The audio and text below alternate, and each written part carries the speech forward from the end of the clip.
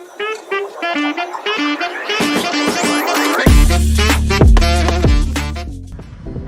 all, here I am once again with the interview with one of my batchmates, Bindya Raj Ankit.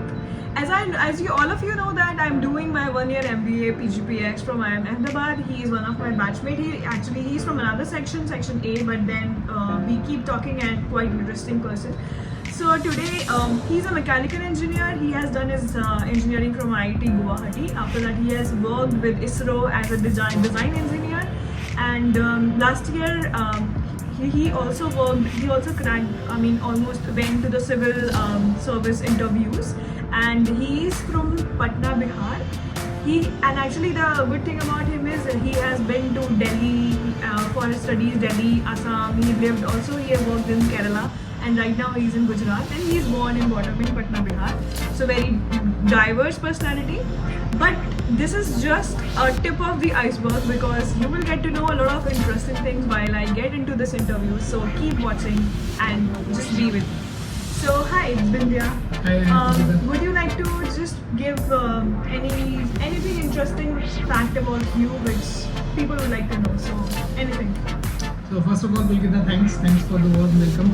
And interesting, I think most of it is covered, but one small thing to scare you in the initial bit of the video, that I'm a rocket scientist. Don't worry, we are not going to talk anything about science. No rocket science will be talked in this video, at least. As she told that I have been living across the country, had some foreign experience also. So in that sense, I would uniquely tell that I am quite multicultural in the sense, and I do consider myself to be a very good singer. I mean, Pulkita will be able to expand more on that. Yeah, he actually sang in all the cultural programs in our college. So I mean, apart from academics, I am well interested in exploring cultures, learning languages, and also a bit of singing is my real motive. So guys, you might have heard about ये rocket science है क्या? ये तो ये कर लेगा. So guys and folks, this is about the same rocket scientist we are talking about here. So it's very difficult task, and actually we sat one day and I asked him all the questions related to the rocket science, how it is made, why bird is. I'll ask again for your reference. But yeah, Bindya, just as he mentioned that he also worked with ISRO, guys. It's very prestigious position to have. So it's like very amazing. You might have heard that there are launches, missions, and everything. So he knows everything about. So I would like to ask, how is the culture at ISRO? Like, what do you like about the motivation? Your favorite scientist there, maybe. So anything you would like to tell about? Actually, thanks Pulkita, because this is one of the very important questions that I wanted to tackle. I worked in South India for a very long time, and it was one of the relishing experiences of my life. So what in ISRO do we do? So at ISRO we have a multitude of projects. First we have the building of rockets, then we have satellite integration sections, and then there is a launch pad which is at Sriharikota. I was particularly posted in a division which makes the rocket and its subsystems. So a part of the rocket is so big that I doubt whether any single person can explain you the entire mechanics of it. It's very difficult, but at the same time there are experts who build subsystems, and that entire subsystem is integrated to make the rocket and like successfully launch it. So that is what ISRO does. Apart from that, at ISRO we also do various social impact projects, and most of the people don't know about it. And I would like you to visit The Hindu, where there is one of my projects which was published in The Hindu. It's ISRO Smart Limb. That was one of the projects that was technically pioneered by me. I designed the entire prosthetic limb obviously with the help of a lot of people, but I was one of the chief engineers in that, and it went to a stage where it could be used by amputees, and it is now being transferred to the private sector.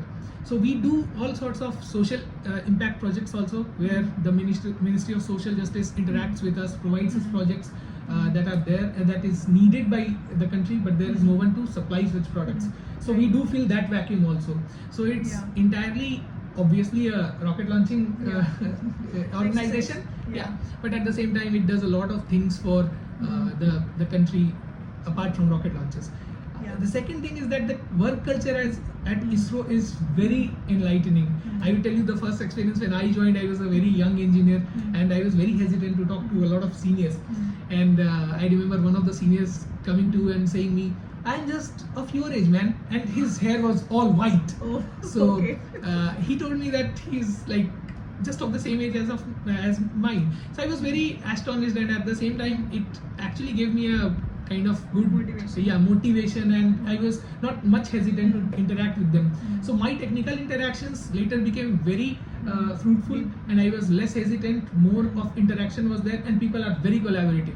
Particularly in the southern part of India, I mean, at least in ISRO, they were very helpful, and I learned a lot from my experience at ISRO. Nice. So I actually asked him when he was talking about the rocket, and so I just asked him what's the size of the rocket, and he told actually 40. Yeah, some 44 meters. 44 meters across So that guys, range.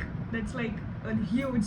And also he told me that what's the use of rocket. I mean, see, I am not good at science, so I asked him questions that why rocket is used, and he mentioned that to transfer some of the equipments, right? So right. some So- and you can relate it to the Oppenheimer. I was actually asking a lot of Oppenheimer movie questions, but nonetheless, so as you already talked about one of the invention, one more invention which you did at the COVID times. Yeah. Would you like to talk about that? Yeah, actually, during COVID, entire India was burning with this ideology of lack of ventilators. So, during March, when the infection rate was very high, it was almost peaking. There was a sudden project coming from our top management that why don't we develop ventilators, because it's a mechanical system at the end. So they asked volunteers, people who can really come like to the fore and contribute for this cause. And I was very happy, because I mean, as a young engineer, what else do you expect? This is the best platform to explore yourself and give back to the society. So I actually contributed to that, and we developed a ambu bag based ventilator, which is a mechanical ventilator. I won't go into the details of it, but it actually is like a device that can be easily manufactured and fast produced. Okay. So that could have been used in COVID. Fortunately, we couldn't we didn't require it, because the wave like smoothened and we were in a better condition. But nonetheless, it was given to the private sector again to scale the production, because we at ISRO do not do a mass production. We are related to innovation. This is the prototype you made. So we developed a prototype that was working, and we provided it to the private sector to scale it up in case India needs it. Good that it didn't need it. So I'm happy about it. Yeah, so quite interesting, right? There are a lot of questions which we can ask, but because my interviews usually goes to around 10 minutes, so I would like to ask about the culture of Patna Bihar. Like anything which you like to tell to the people, or very specific that this is what happens in Patna Bihar.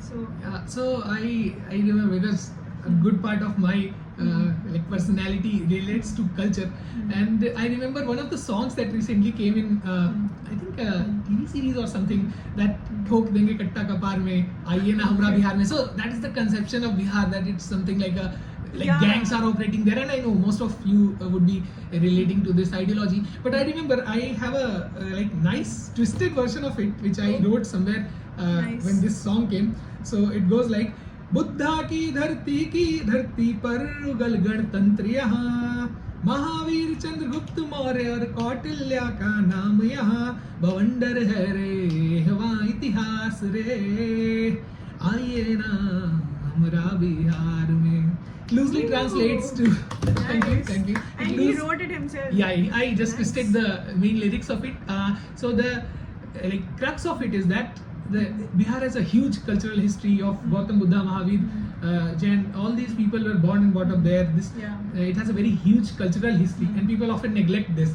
So I just wanted to bring the notice to what so what Bihar stands for. It has a huge history throughout, from ancient history to the Mughal Empire to the British India, and now also it is There's a contributing. Nalanda Takshila. Nalanda. So since ancient to modern to the current history, it has contributed a lot to the country. And I think because this distorted version is there, I just wanted to correct it.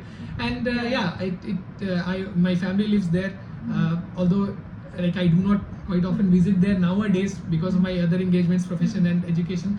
But yes, it's a very good place. Whenever I go there, I have friends, and it's a very, very different culture. I would like every one of you, Pulkita, to visit that place, and I will be hosting every one of you, whoever is interested. Please do come. Surely. Yeah. Okay, so towards the end, I would like to ask some of the questions which I am curious about. You might or might not. So some of the questions such as, because he has worked as an ISRO scientist, so he might be in the company or in the vicinity of some of the folks who are good at it, like for example black hole, aliens and aeroplane. I mean, I have always had a doubt, if a bird touches an aeroplane, why it's a problem. I mean, he explained it to me, it gets stuck into engine, then it's very dangerous. I also asked him about black hole and aliens. So would you like to again tell to the people what do you think about black holes? It might be a controversial thing if I say it, but it's my personal opinion. There is a note of caution, it's my personal opinion. It's about aliens, because Pulkita was asking me the day before yesterday that do you think there are aliens? And I was like, don't ask me publicly this. I have very personal opinions, and I do think that aliens Even would I do. exist. Yeah, because and I have a rationale behind it. Why aliens would be there? See, we are having. It's our Milky Way is a speck in the universe, Yeah. and our Earth is like even a smaller speck in the universe. Yeah. And we have a star. There are multiple stars Yeah. like Sun in the entire universe, Yeah. and there are multiple planets revolving such stars. Yeah. So it might not be just fluke that Yeah. the Earth only has like habitable Right. environment. There might be other stars from which there are planets Yeah. equidistant like Earth, and there might be conducive environment, and life would have flourished there. It's just that our ignorance doesn't really allow us to think and explore. But I do think that there are multiple stars, and there must be a planet where habitable. Now it's confirmed from environment will ISRO be there. scientists, so I'm gonna believe It's that. my personal opinion. Okay, yeah, so just we would like to end this interview, but I would like to ask you just one last question. The people who are watching our videos and someone who follows you, who want to follow your footsteps, such a high prestige job, and you have come here and do your MBA, 1 year MBA. So what do you wanna maybe suggest to the people who are watching, or what are your aspirations after MBA, or maybe your future vision? Would you like to tell? So I would start like how I went into like why I went into ISRO, why I went into IIT. I always had this penchant, the liking of learning physics, and it has been very close to my heart. So I cracked IIT, then I went to ISRO. Eventually I performed well in my college also. I was lucky to get into ISRO. There also I worked on multiple projects. So it was entirely my motivation and dedication that forced me to do technical things, and I still very much talk technical Yeah, things right. to a lot of people. So I would say that the prime mover for your outcome should be your dedication to work. So I was interested in technology. Somebody might not be interested, and it actually changes throughout your lifespan. Yeah, right. So I did the technical part of it, but I wanted to learn managerial portion also. So my recent endeavors have been in management field and otherwise to develop the management skills. So definitely it depends on what point of time you are in your life and what drives you to do things. Once you have that drive force, nobody can stop you from doing anything. And I think in India and across the world, people have very unique qualities that actually help them to become what they are. It's just that we do not want to explore them. So I would like to tell that Pulkita is an extraordinary painter. And when I entered her room, I was like shocked, man, somebody can paint this great. So I'm telling that people have this talent, and they must be willing to explore it.